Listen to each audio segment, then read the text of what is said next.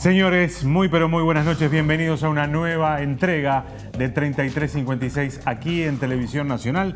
Denise, buenas noches. Gabriel, un gusto saludar a ustedes. También está empezando otro 3356. Arrancamos.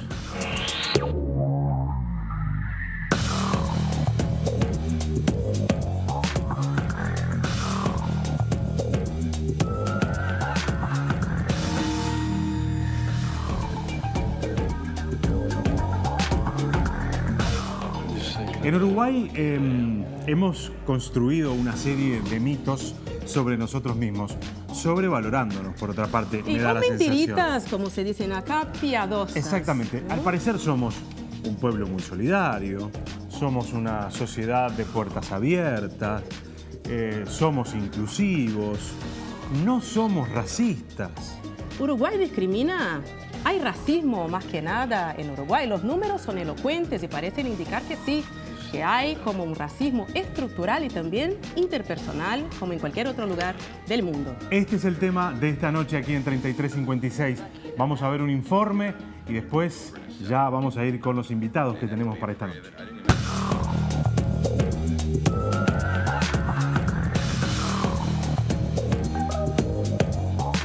La discriminación supone que un individuo, una colectividad o una institución resultan perjudicados por decisión de un tercero. Múltiples situaciones de discriminación ocurren en todos los ámbitos. Por edad, cuando no se les permite acceder a un trabajo a los mayores de 40 años. De género, cuando a una mujer se le paga menos que a un hombre por igual trabajo. Por orientación sexual, cuando una pareja homosexual es expulsada de un restaurante. Étnico, cuando se realizan burlas a un niño extranjero por su manera de hablar. Por religión, cuando a un judío o a un musulmán se le impide el ingreso a un lugar por llevar kipá o velo. Por ejemplo, diferentes términos se utilizan para englobar diferentes formas de discriminación. Xenofobia para identificar el odio a los extranjeros, antisemitismo para caracterizar los actos de hostilidad sistemática hacia los judíos. La discriminación de origen racial es cuando se ejerce violencia por motivos de raza o color de piel. El racismo es la más frecuente en Uruguay. Según los datos del informe 2017 de la Comisión contra el Racismo, la xenofobia y toda otra forma de discriminación, la mayor cantidad de peticiones presentadas han sido relativamente situaciones de discriminación étnico-racial, seguida de discriminación por orientación sexual y a continuación por género. La mayoría de los casos presentados tienen lugar en el ámbito laboral, seguido de instituciones educativas y establecimientos abiertos al público. En Uruguay, el racismo no es explícito, pero puede notarse en diversos ámbitos y posee fuerte carácter institucional. Si bien se reconocen avances, las cifras muestran que a la hora de tener oportunidades, el color de piel sigue siendo determinante. Según datos de las encuestas continuas de hogares, realizadas por el Instituto Nacional de Estadística, en el año 2016, el 10,5% de la población declaró tener ascendencia afro. En el año 2016, el 9,4% de la población del país estaba por debajo de la línea de pobreza. Sin embargo, entre las personas afrodescendientes alcanzaba el 19,2%. El 22% de la población tenía al menos una necesidad básica insatisfecha, mientras que dentro de la población afro-uruguaya, este índice llegó al 42%. En el ámbito educativo, solo el 9,9% de la población afro de 24 años o más terminó el nivel educativo terciario, cuando esta proporción en la población no afro fue de 19,4%. Uruguay ha aprobado leyes y aplicado diversas políticas públicas para combatir la discriminación, como la Ley 19.122, que propone acciones orientadas a promover la participación e integración de personas afrodescendientes en el área educativa y laboral. El artículo 4 de la ley obliga a todos los organismos públicos a destinar en sus llamados abiertos y contrataciones una cuota del 8%, que aún no se cumple.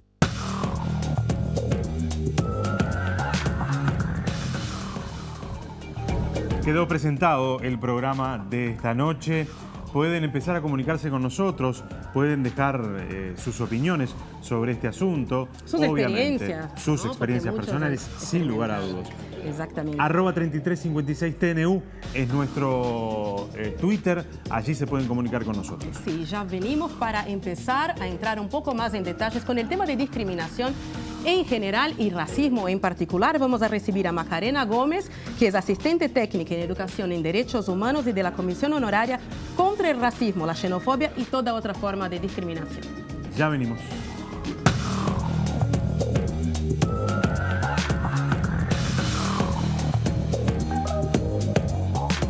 En 2015, Naciones Unidas proclamó el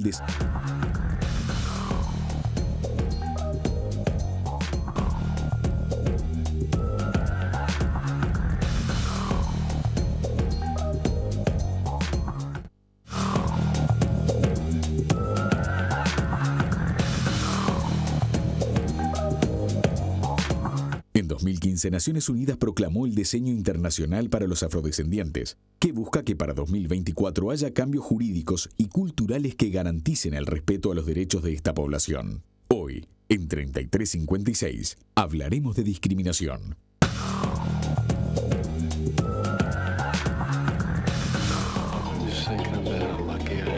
21 horas y 13 minutos, señores. Ya recibimos, Denise, a nuestra primera invitada. A nuestra primera invitada, recordamos, Macarena Gómez, de la Comisión Honoraria contra el Racismo, la Xenofobia y toda otra forma de discriminación. Es nombre, ¿eh?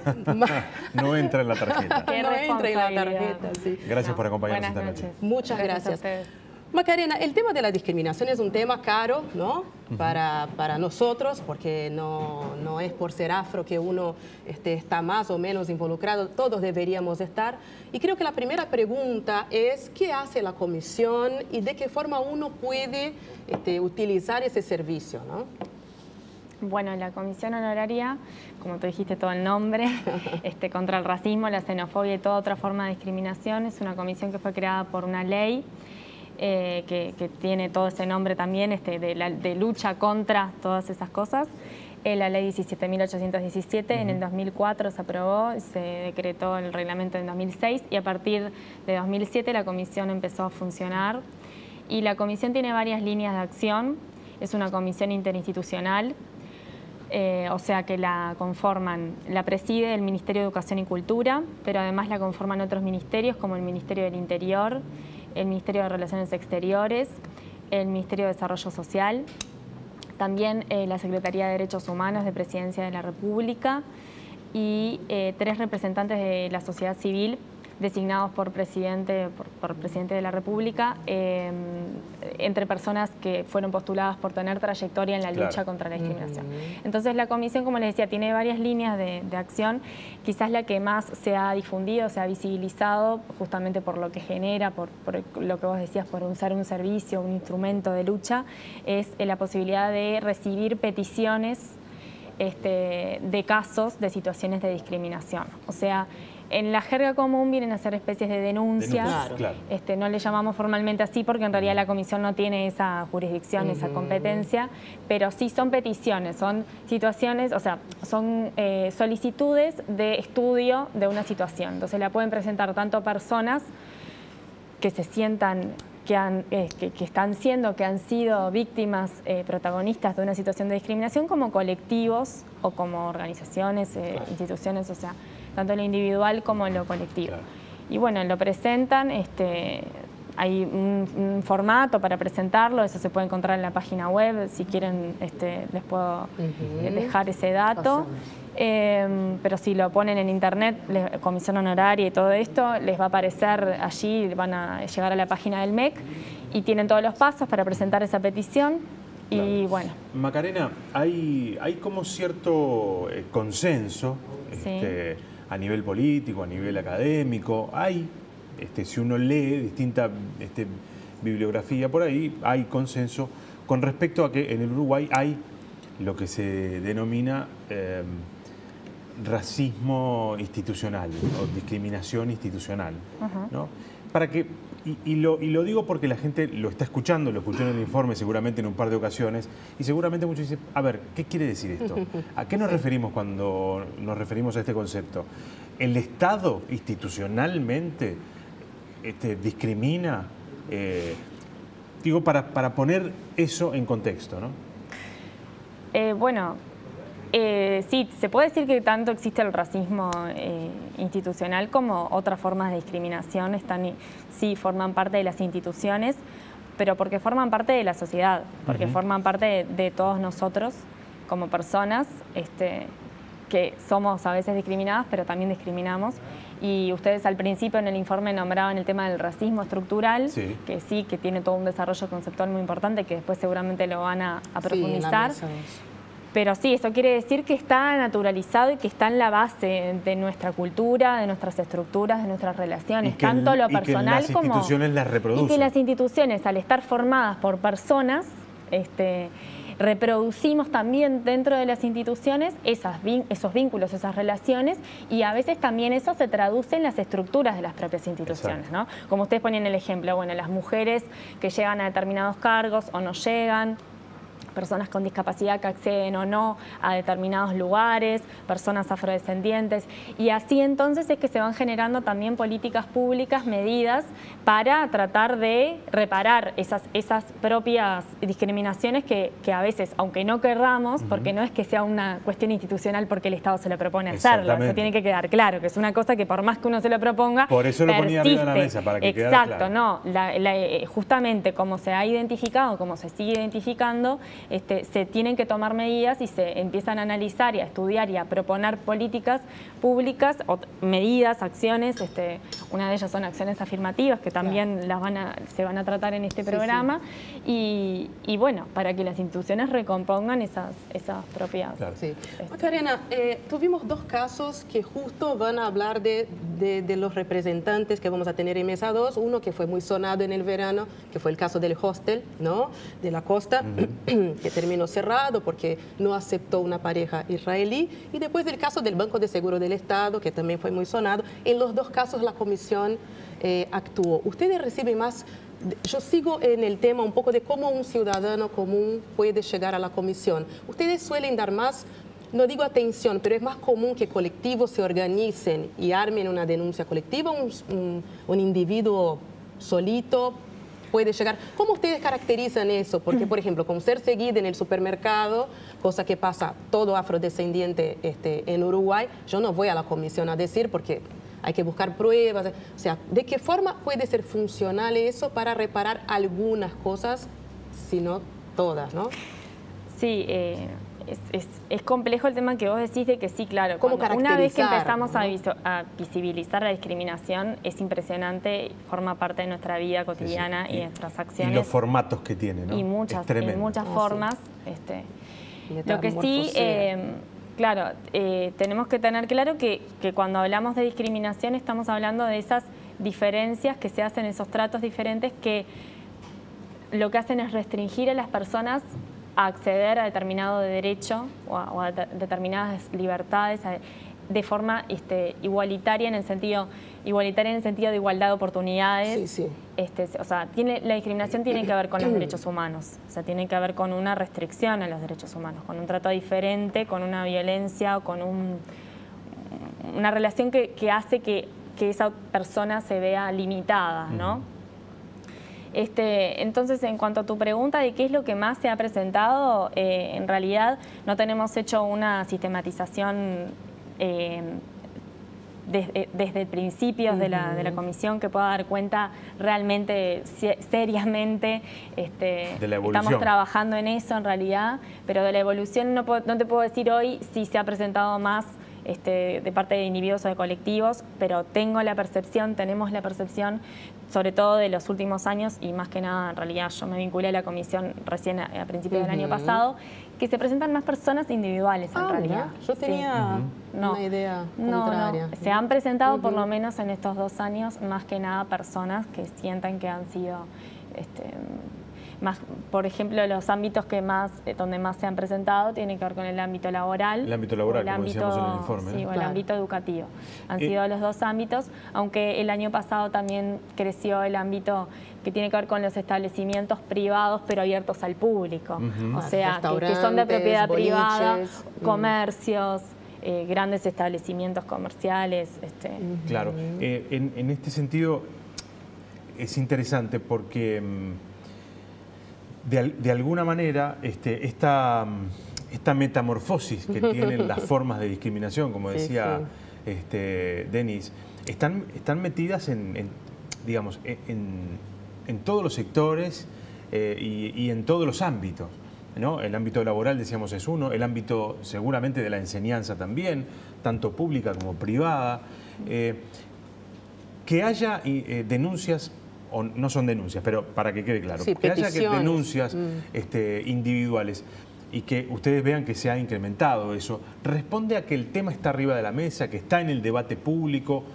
¿O ustedes ven que de repente lo que está pasando es que hay alguna especie de emergencia de un fenómeno nuevo o más violento de discriminación? Bueno, vuelvo a reiterar, porque eso es importante que quede claro, de que la Comisión sigue trabajando en cómo mejorar su sistematización de datos, ya tanto la manera en cómo se recoge el dato como después del análisis de los mismos. Sí, bien como percepción, ¿no? Y en realidad, porque yo revisando ahora para la entrevista datos de otros años, en realidad no es tan así de que se pueda decir que viene aumentando. O sea, incluso me llama la atención como en algunos periodos, desde que existe la comisión, hubo periodos donde hubo como picos. Entonces, en realidad eso yo no me animaría a decir, y la comisión no está en condiciones de decir que estamos teniendo un clímax de situaciones de discriminación. Además tenemos que ser conscientes de que si, por ejemplo, llegado el caso que sí dijéramos que hay más peticiones, no significa que hay más discriminación. Claro. Porque acá tenemos que ser conscientes de que son las peticiones que llegan a la comisión, que influyen muchos factores en eso. Entonces, eso nunca puede ser leído como esta es la situación de la discriminación en el país. Claro, sí, es un insumo importante saber que las peticiones que más se presentan tienen que ver con la discriminación por ascendencia étnico-racial. Claro que es importante porque nos da una pista para ver, bueno, qué está pasando con ese tema, qué sigue pasando con ese tema y qué hacemos.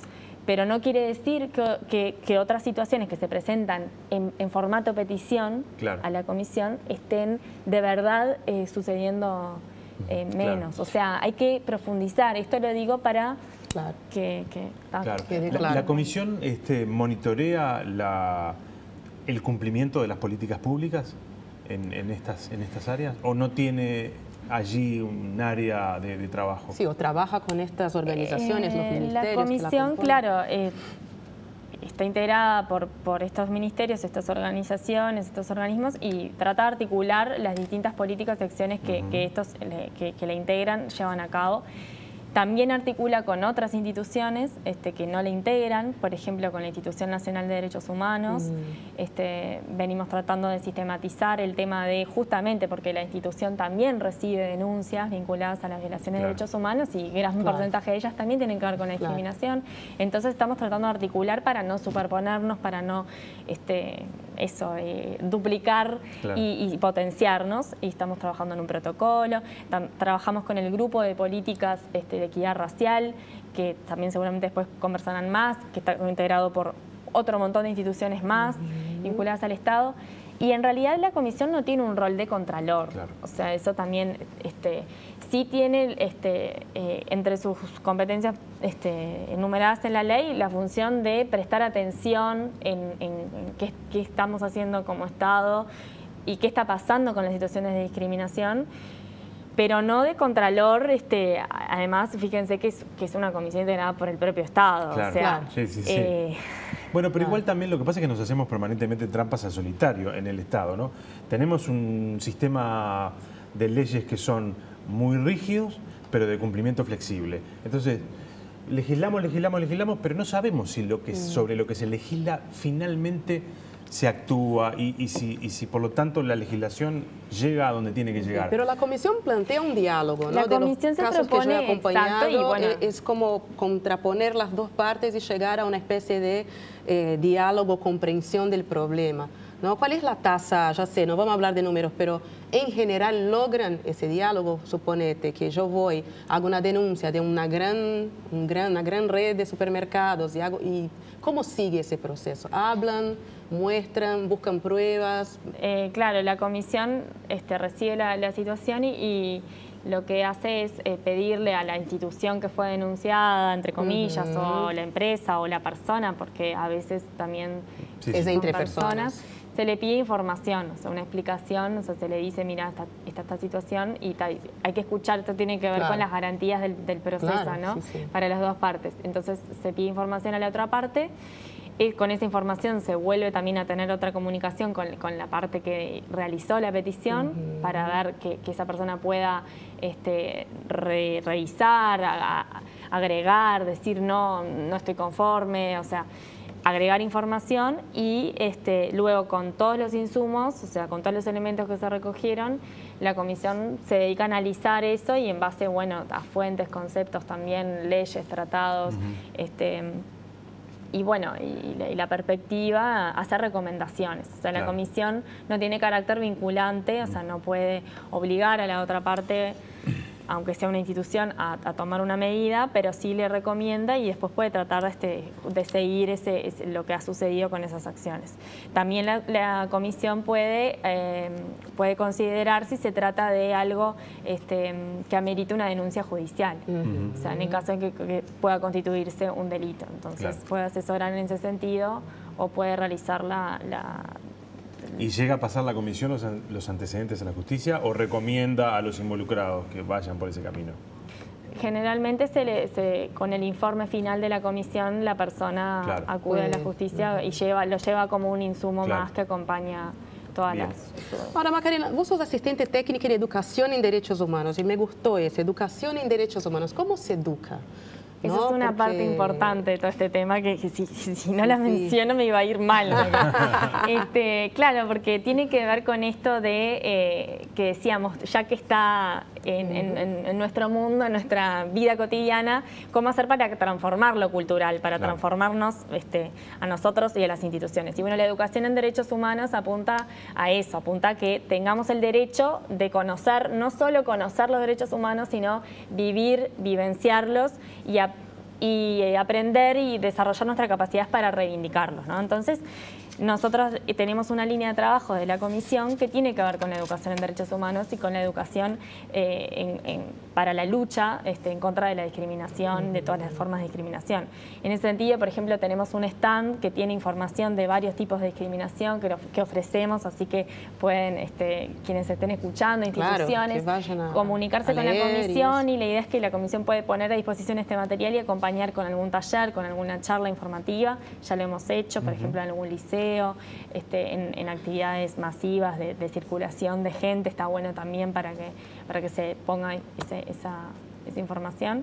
Y bueno, tiene que ver con eso, la educación en derechos humanos, con repensarnos y tratar de visualizarnos como sujetos de derechos que podemos también intentar transformar estas relaciones de discriminación estructurales en realidad, ¿no? Relaciones de opresión que nos atraviesan como sociedad. Exactamente. Bueno, muchísimas gracias, Macarena. Creo que quedó ahí algo y además quedaron cosas planteadas para la próxima mesa, que va a ser muy interesante. Gracias, Macarena, por haber venido. Después de la pausa, Sofía Mació es directora del proyecto JOA y Miguel Pereira es jefe del Departamento de Afrodescendencia de la División de Derechos Humanos del MIDES. Con ellos dos seguimos después de la pausa. Profundizando, ya venimos.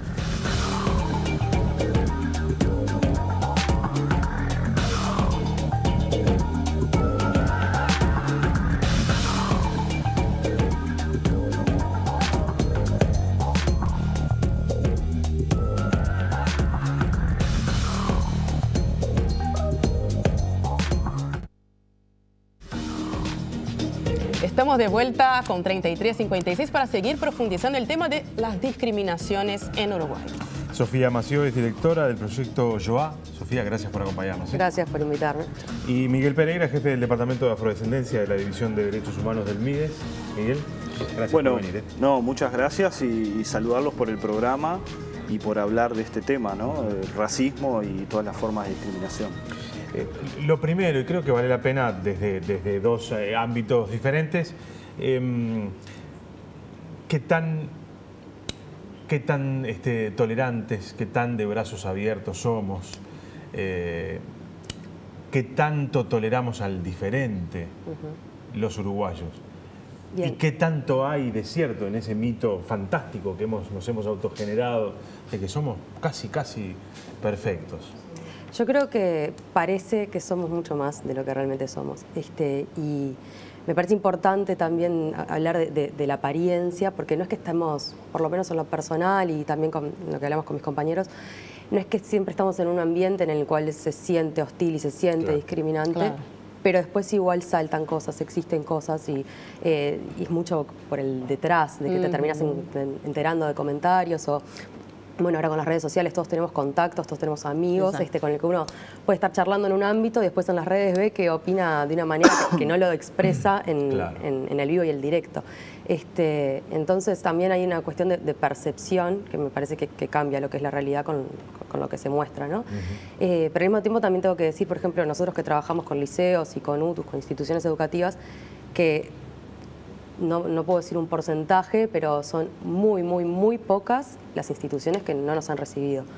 De hecho, el año pasado creo que de todos los liceos que llamamos hubo 1 o 2 que decían que eran por temas de tiempo, nadie es por falta de interés. Todos se muestran receptivos a recibir el tipo de actividades que después les puedo comentar de qué tratan. Es que ya eso sería dar un paso demasiado osado, ¿no? Decirte que no, porque el tema no interesa. Claro, por eso ahí está el tema de lo que decía, bueno, hay que mostrarse como abierto, después está cómo te tratan una vez que te reciben.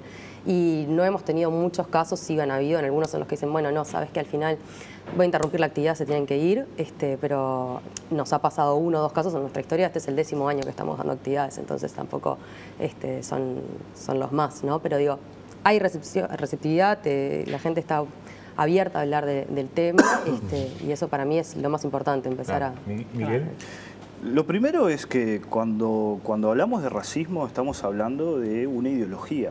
O sea, estamos hablando del racismo como el sustento teórico de la superioridad de unas razas sobre otras, ¿no? De unos grupos culturales sobre otros.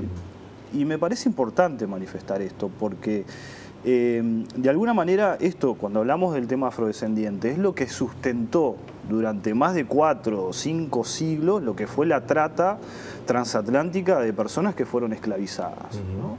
El sustento conceptual e ideológico fue el racismo, ¿no? Es decir, bueno, estas personas son inferiores, por lo tanto vamos, ¿no?, al continente africano, los capturamos y los traemos digamos, a las Américas. Para que sirvan de fuerza laboral. Exactamente. Y eso, de alguna manera, generó en nuestras sociedades, y en Uruguay, que no estuvo exento de esa situación, situaciones de racismo que hoy son naturalizadas, ¿no?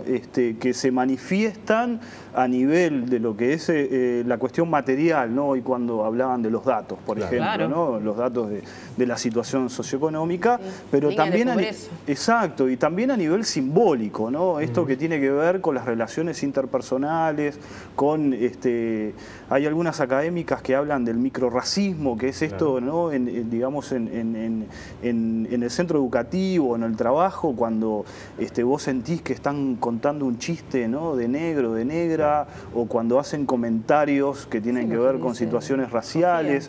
Entonces, digamos, esto se da hoy a nuestros días porque hubo un sustento, ¿no?, una manifestación que duró mucho tiempo en la cual el Estado estuvo ausente. O sea, hoy cuando vos, Gabriel, preguntabas, bueno, el Estado hasta el 2004 nunca había generado una política pública sobre este tema. Exactamente. Y cuando se abole la esclavitud, ¿no? En el año 1842, que hubo varios procesos, bueno, fue muy engañoso porque las personas afro fueron al ejército, las mujeres quedaron pupilas de sus amas y los amos, digamos, fueron resarcidos económicamente. Claro, en los papeles se abolió, pero no se construyó una política para que esa gente se incorporara a la vida. Exactamente, y eso se reproduce. Por eso hoy hablamos del doble de pobreza de personas afro, hablamos del doble... 19,2%. Exactamente, pero yo quería decir esto porque me parece que es como la base, ¿no?, conceptual de decir, bueno, esto es una cuestión ideológica, que es estructural, porque fue permeando en todos los estamentos de la sociedad y que, bueno, hoy tenemos vestigios de esa situación. Es muy difícil cambiar 400 años de opresión, ¿no?, que de alguna manera es lo que las instituciones del Estado y la sociedad civil, que ha de alguna manera hoy... la Comisión Honoraria contra el Racismo existe porque hay una sociedad civil, o hubo una sociedad civil que luchó, que lo planteó, al igual que la Ley 19.122. Pero bueno, seguimos teniendo situaciones de racismo en el Uruguay que muchas veces quedan solapadas. Hablamos de discriminación ¿no? Como una cuestión genérica, pero a la hora de hablar de discriminación racial como que queda... Sí, hay un tabú. Hay un tabú, sí. ¿no? Y quería preguntar sobre la ley 19.122 que cumple 5 años ahora en agosto. Sí, ¿no? tenemos que hacer el informe. Están trabajando, no pido datos más, pido porque, pero de forma general, ¿no? Desde la percepción de ustedes, ¿cuánto ha avanzado, no solo en la implantación de la ley, sino en el día a día, ¿no? El cambio educacional que decía también Macarena, 5 años como un marco? Yo creo que se ha avanzado, estos cambios son culturales, es muy lento, porque de alguna manera el Estado como tal no estaba acostumbrado a hablar de acciones afirmativas, ¿no? Porque cuando hablamos de la ley 19.122 estamos hablando de acciones afirmativas, temporales, ¿no? Pero que garanticen una igualdad de oportunidades, en este caso las personas afrodescendientes, a la hora de presentarse en un llamado o a la hora de poder acceder a una beca educativa. Yo creo, y no es porque sea nuestra responsabilidad en el Ministerio, que se ha avanzado mucho. Hoy los funcionarios y las funcionarias públicas tienen la posibilidad de capacitarse en estos temas. Tenemos un convenio con la organización Mundo Afro que capacita, digamos, en estos temas a nivel general, pero también en la implementación de la ley, pero todavía falta mucho. Claro, eso es lo que a mí me preocupa siempre de este tipo de políticas afirmativas, que me parece que son centrales y que son necesarias, pero siempre que en muchos casos se quedan a mitad de camino porque su implementación termina siempre siendo flexible. Hace algunos años atrás recuerdo que alguien le consultó al propio Mides sobre el cumplimiento de la ley y el Mides no tenía datos de cómo él mismo estaba cumpliendo con la ley en este caso la ley de ingreso de trabajadores y de las cuotas de trabajadores. Hoy hay un control sobre esto. Sí, tenemos datos. Hay datos efectivos. ¿Qué pasa con los organismos que no cumplen o que lo cumplen poco? ¿Se aprieta el acelerador allí? ¿Se aprietan las tuercas? ¿O es, bueno, vamos viendo? No, en realidad primero hay datos. La Oficina de Servicio Civil todos los años tiene la obligación por ley de elaborar un informe de ingreso de personas afrodescendientes en el Estado, ¿no? Ahora vamos a tener el tercer informe que va a estar en junio o julio de este año, que va a dar cuenta de cuántas personas ingresaron en el año 2017. Eso por un lado. Por otro lado, también la Oficina de Servicio Civil ha avanzado en generar algunos mecanismos para acelerar el cumplimiento. Entonces, es decir, aquellos organismos públicos, sobre todo Administración Central, que es donde digamos Uruguay Concursa tiene más competencia, no están cumpliendo con la ley y hacen un llamado o tienen intención de hacer un llamado, la Oficina de Servicio Civil le retira los créditos. O sea, ¿qué quiere decir esto? Que los tranca y no se puede hacer llamados. O sea, sí o sí se tiene que incorporar la cuota, ¿no? Porque a veces son llamados de, no sé, de una persona, 2 personas y aplicar el 8% es complejo, pero sí hay mecanismos para de alguna manera garantizar el cumplimiento. Igual no es sencillo porque también los funcionarios y las funcionarias públicas es el reflejo de la sociedad que tenemos. Nosotros hemos hecho una recorrida por todos los organismos públicos y hay personas, funcionarios de algunos organismos que nos han dicho, bueno, yo no estoy de acuerdo con esto. ¿No? Y nosotros les tenemos que decir, claro, es una ley y lo tienen que cumplir. Pero bueno, hay que generar docencia, hay que hablar, de alguna manera generar sensibilización para que esto se pueda hacer, porque no es automático, no es de un día para el otro, pero sí hay avances, hay avances. Sofía, de concientización justo también trabaja el proyecto Schwa. Contanos un poquito cómo trabajan y bueno, qué contenidos tienen, que son amplios. Sí. ¿No? Te comento, nosotros lo que hacemos es visitar instituciones educativas, principalmente liceos y UTUS, vamos con chiquilines de 15 años en adelante, o sea, a partir de tercero de liceo. Y esto es una dirección por un tema de edad, de sensibilidad de lo que es el tema que se trata y también por una cuestión de programa, que es cuando se da la Segunda Guerra Mundial. Claro. Okay. Entonces, visitamos con una única charla, somos un grupo de más o menos 30 educadores al año, entonces esto nos permite ir de lunes a viernes, de mañana, de tarde y también en turno nocturno a estas instituciones. Ya ya hace como 2 o 3 años, no, hace como 3 años que llegamos a pintar todo el mapa como lo hicimos nosotros, porque no es solo en Montevideo, vamos al interior y no solo a las capitales de los departamentos del interior, sino también vamos a varios pueblos. Muchos conocimos lugares que no conocíamos del país visitando con la actividad. Y la actividad dura 2 horas de clase, o sea, 90 minutos. Una primera parte es histórica, en donde damos la historia de la Shoah. La Shoah es el holocausto judío. Nosotros le decimos Shoah, que es una palabra en hebreo que quiere decir desastre, catástrofe. Y no holocausto, porque en verdad holocausto viene del griego e implica un sacrificio ante un dios. Y esto fue algo que pasó por parte de seres humanos contra seres humanos, no es ningún sacrificio. Y bueno, veamos la parte histórica. Empezamos con lo que son las pequeñas discriminaciones, cuando Hitler asume el poder, el nazismo asume el poder, y empiezan medidas antijudías de discriminación, por ejemplo, desde que, no sé, los judíos no pueden ocupar cargos en el Estado, en la educación, no pueden atender, los médicos no pueden atender personas, bueno, caminan por la calle y no por la vereda, cuestiones pequeñas, hasta, bueno, cuando empieza la guerra, en el 39, cómo se da la guerra, hablamos de la ideología nazi, hablamos de los procesos de invasión. Hablamos de todas las víctimas del nazismo, porque no son solo los judíos. Sí nombramos a los 6 millones de víctimas letales judías, pero también habían otros grupos discriminados, como, bueno, obviamente negros, pero los también afro, gitanos, testigos de Jehová, bueno, un montón de colectivos, homosexuales ni que hablar, que también tenían sus propios campos de concentración. O sea. Bueno, después hablamos de lo que son los campos de concentración. Bueno, primero los guetos, en verdad, después los campos de concentración, de exterminio, y cómo terminó en sí la Shoah. Sí. No, te quiero interrumpir porque esto es muy interesante. Pero también hay en Uruguay, y esto es, yo creo que nadie lo niega, un prejuicio sobre la población judía, ¿no? Acá van llegando mensajes. Exacto, hay un prejuicio, es innegable. Sí. No, digamos, sería muy tonto no reconocerlo. Sí. ¿Qué pasa cuando ustedes cuentan eso a los gurises? ¿Qué le pasa a los gurises? Los gurises vienen con una información previa, vienen con una carga de prejuicios ya instaladas y ustedes tienen que deconstruir esa realidad, o en realidad hay campo virgen allí. Hay de todo, depende del liceo al que vayas o el auto a la que vayas. Hay algunos chiquilines que no tienen ni idea de qué les vamos a hablar, que eso nos da mucha pena porque quiere decir que en el liceo no tocaron el tema aún. Después hay chicos que lo súper estudiaron el tema, que han leído libros o te nombran, yo vi una película que trataba de eso, bueno, hay interés.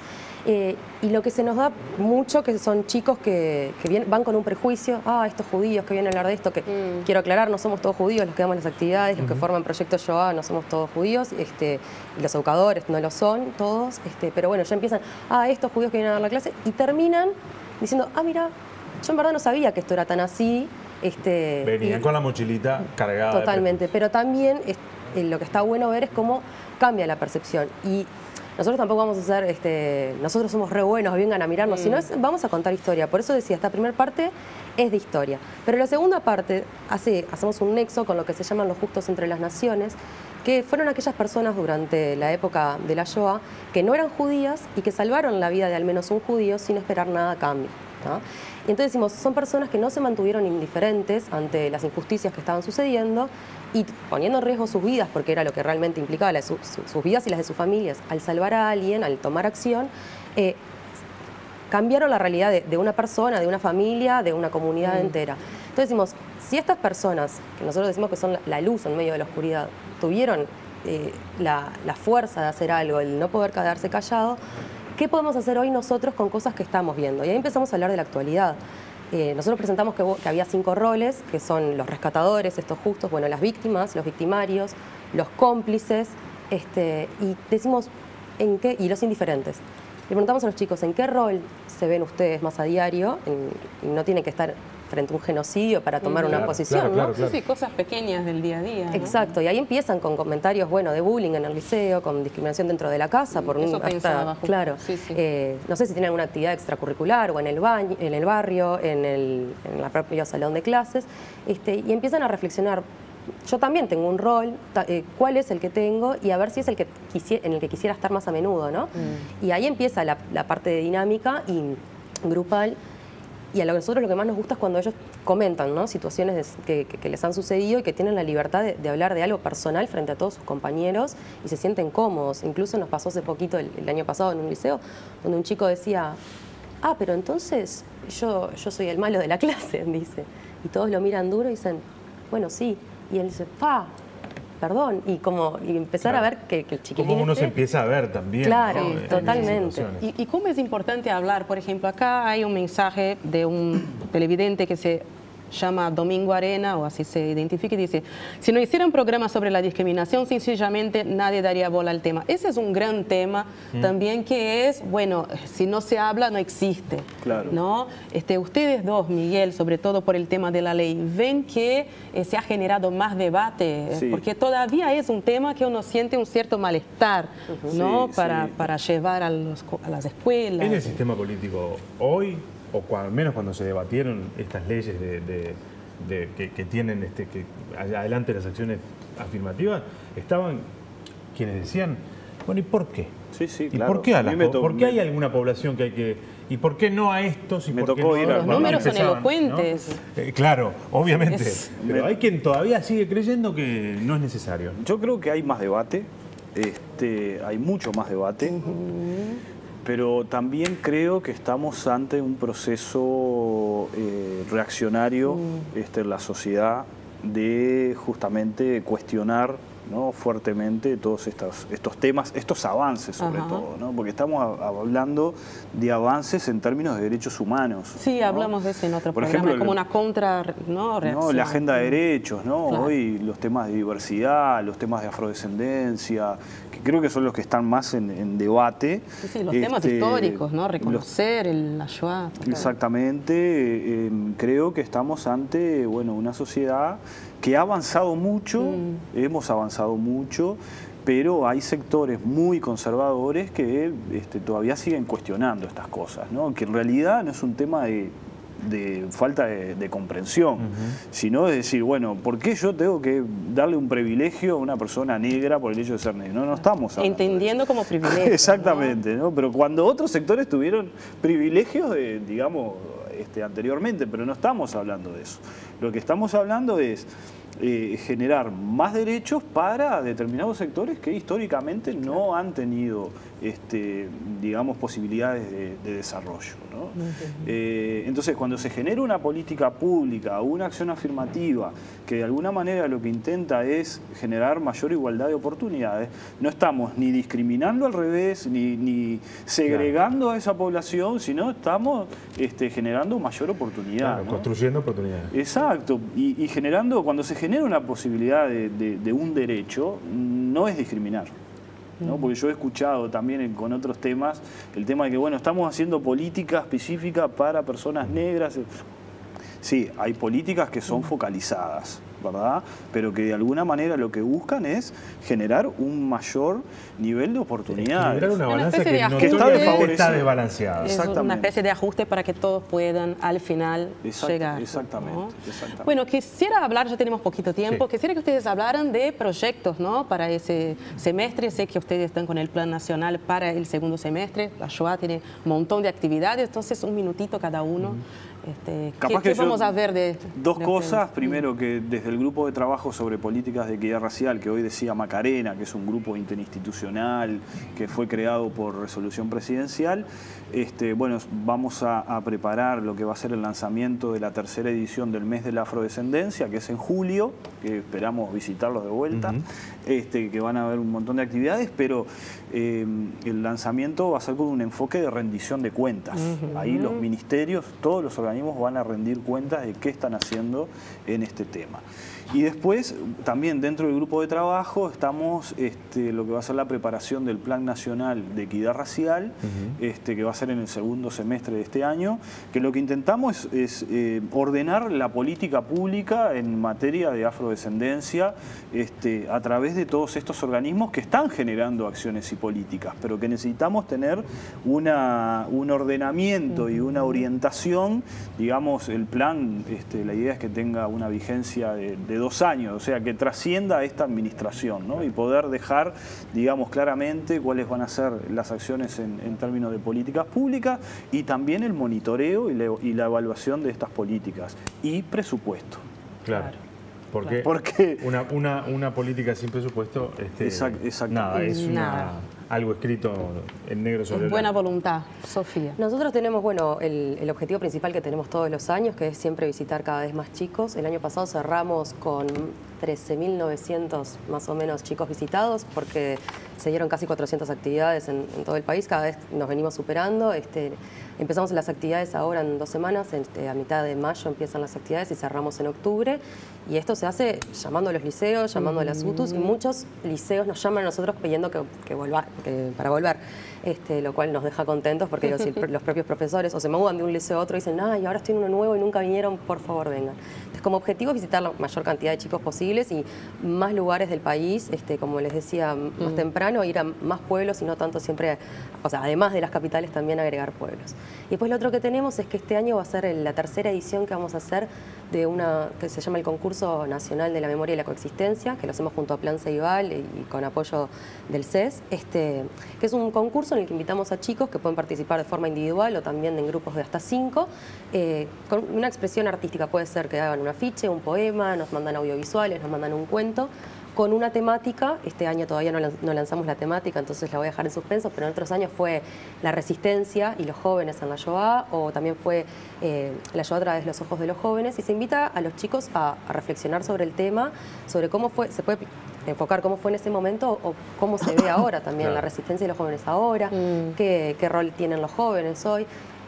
Y bueno, y ahí ya les digo, participan chicos de todo el país, a partir de tercero de liceo en adelante, o sea, tienen más o menos 14, y después como que techo no ponemos mucho porque hay chicos que también hacen liceo nocturno y son mayores, o gente que va extra edad, para que participen y bueno, hay premios y esas cosas, pero es una instancia muy linda para la reflexión. Incluso algunos profesores hasta lo agarran como parcial, por ejemplo, porque se puede abordar desde tantos temas. Puede hacerse desde dibujo, por ejemplo, o de literatura, o lo hacen obviamente historia, social y cívica, de derecho.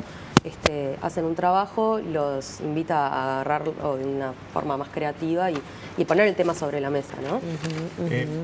Gracias a los dos. Estaba mirando el Twitter. Ah, sí. Y entonces, hay de todo en el Twitter. No, y entonces yo dije, creo que vamos a hacer un programa que nos va a ayudar a conocer algunas realidades, pero básicamente nos vamos a quedar tranquilos de que vamos bien, que se está trabajando bien y que la sociedad uruguaya, más allá de que está mediada por algunas cuestiones complejas, va a quedar por ahí. Pero ahora que miro el Twitter digo, no. Estamos en un problema. Sí. Hay que estar atentos. Hay que estar... Además, siempre se levantan las mismas voces, ¿no? Eso que es interesante. Bueno, pero sin ir más lejos, disculpa que te interrumpa, pero nosotros el año pasado fue en el memorial del recordatorio del Holocausto que tenemos en la Rambla en Punta Carretas, que fue vandalizado con frases negacionistas. Esto pasó hace unos meses, acá en nuestro país. Bueno, y hace 2 años que fue el asesinato de David Frem, que por ser en Paysandú. Exactamente. No, por eso digo, hay que estar atentos, hay que seguir necesidad de este tipo de acciones. No, esto no se resuelve solamente con legislación, esto se resuelve con una de las cosas que atravesó a los 3 invitados, que es mucha educación. Mucha educación. Y hablar, ¿no? Sí. Y hablar. Central. Francamente. Y cambiar culturalmente, ¿no? Esto requiere un cambio cultural muy importante. Miguel, Sofía, gracias por haber venido. Gracias por la invitación. A los dos. Mucho para hacer. Muito prazer, muito obrigada. Estamos girando ya. Bueno, se termina ese 33. Y nos reencontramos el próximo viernes aquí en Televisión Nacional.